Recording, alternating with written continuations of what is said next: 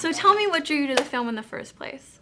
The script, first and foremost. I really loved this story. I loved the idea of these animals giving humans tips and breaking their code of silence, and I loved this sort of love triangle that was in there. I loved that I got an opportunity to play the wing woman and play a friend and someone who is a decent, good person, and I got to play with animals, and I get to hopefully meet Cher at the premiere, and I get to work with Kevin, who is wonderful. So I don't know, it was a totally different kind of project for me to do, and I don't know, I just reveled in the opportunity to be able to do something so different. It's awesome to keep challenging yourself. Yeah, you said it was a different project for you. Like, comedies are kind of a new thing. What did you kind of learn on the set of it, and thinking back on it? What kinds of things you come away from? Yeah, well, it's also just like so many different comedies are so different, Like, I mean, I guess the only one I could say, I did Josie and the Pussycats. I guess could be considered a comedy, but I always still think of it as like a musical. Like, it's just one of those things. But it was definitely like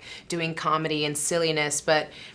Clerks 2 is so specific. I never had anything like this where it was like, it was supposed to be so grounded in reality, even though obviously it's so fantastical with these animals talking, but there was like real meaning to all of these different scenes. It wasn't just doing like fart jokes and stuff like, some stuff. It's like, it really was about people falling in love and friendship and really following your heart and being who you truly are. And I really loved that. I loved that it was.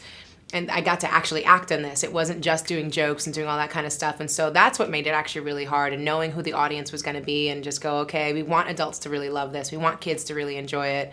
We don't want to rest on the gimmick of the animals talking. Like, what are they going to say and how are we going to connect with them? And I just loved that. I loved that it was so complex, actually. And I got to work really well with these wonderful animals, but also all these different actors who were just doing totally wild, insane stuff. Like, Leslie's a kook in this movie. Like, she's totally ridiculous, and so is Kevin. And so it just gives you permission to just go there. And I'm not used to kind of doing that, especially with physical comedy. And I loved that. I think people are going to really enjoy it, because we had a blast making this movie, and it's really fun to watch.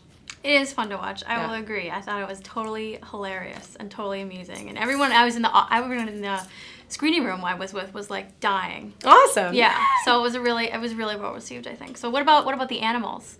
I know I read in the press packet that you loved working with the eagle, and you were kind of like in awe of her. I really was. I mean, she was so beautiful, and the way you could really stare at her for hours. The way she would move and twitch and all the things. They can hear so much better, and they can see so much better, and they can fly up to the highest heights, and you're like, you fly above any other bird, and they hunt marsupials. Little baby kangaroos are like meat, and you're like, what? Like, it's just hard for you to fathom as a bird being able to take out something that you also had imagined to be so strong. And that was the thing. Like, there was so much about her that just seemed so special, just like really alien and kind of foreign. And I think that's where you can see someone like Tony, who was so in love with her, and she was so in love with him, and you get that relationship, and the kind of person like that relationship, probably more than anything, is one of the things that really kind of informed me for Kate, was watching all the trainers with the animals and how dedicated they are to their animals. Like, I mean, it's like having kids, and you have them all the time. And unlike kids, who get up and learn how to, go to the bathroom on their own, like,